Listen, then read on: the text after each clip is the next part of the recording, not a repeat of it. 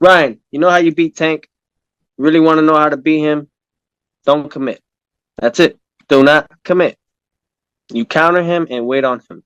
You counter him and wait on him. I was telling Rolly how to beat Gervonta, and he was doing it from the first round to the sixth. But Rolly doesn't have the experience, and Tank knows that. The Gervonta Davis hate, the level of hate that we're seeing for Tank Davis is astronomical. What up, Fight World? It's your boy Ego in the back with some more boxing.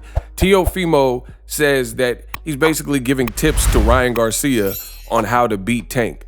When have you seen this happen? Where a guy who is with the rival promoter, has nothing to do with the event, is an active fighter, is not even the best of friends, because I've seen Teofimo and Ryan Garcia themselves take shots at each other in the media. They both have done interviews and said things, but it's like everybody's ganging up on Tank. It's weird.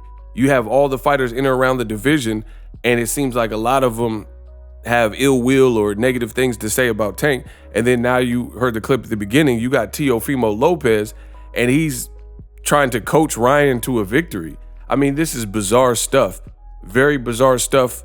Like, I could understand if it was, Teofimo and Rolly, because I know for a fact that Teofimo and Rolly are friends outside, and that's like a long-standing thing. Most people know that there's a friendship there. Or let's say Errol Spence versus Jermell Charlo. Yeah, of course, Errol Spence, if he sees something, he might give some tips to Jermell Charlo on how to fight this guy or that guy. But for Teofimo, again, who's taking shots at Ryan Garcia, vice versa, for him to be trying to help Ryan achieve victory, I just never seen that. Imagine if Deontay Wilder had called Andy Ruiz, because they say Tyson Fury might fight Andy Ruiz, and then he's calling Andy Ruiz and trying to coach him on what to do in a game plan for beating Tyson Fury. Like, that's not really your battle, right? Imagine if, Dillian White, who's supposed to be sworn enemies with Anthony Joshua, if Dillian White calls Anthony Joshua and tries to give him pointers on how to beat Andy Ruiz. Do you see what I'm saying? Like, this just seems very weird. Jaron Ennis having a call or whatever with Errol Spence, trying to show and help Errol Spence beat Terrence Crawford. I mean, the boxing game is getting weird. I'm a competitive person, and to me, it's kind of like every man for himself. Unless there's like an established relationship, I don't really see the need to chime in when it's really not your battle. Just be like me and the fans and just watch it as a spectator.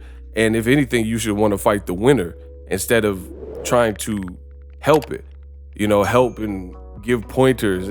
I think it's weird. You guys let me know if you've seen this before. But I can't remember somebody else that received this type of hate. Like, there's really a concerted effort to try to beat Gervonta Davis. Like, I don't even think Ryan Garcia solicited advice from Teofimo. He's acting like it's Hulk Hogan and Randy Savage. Oh, yeah.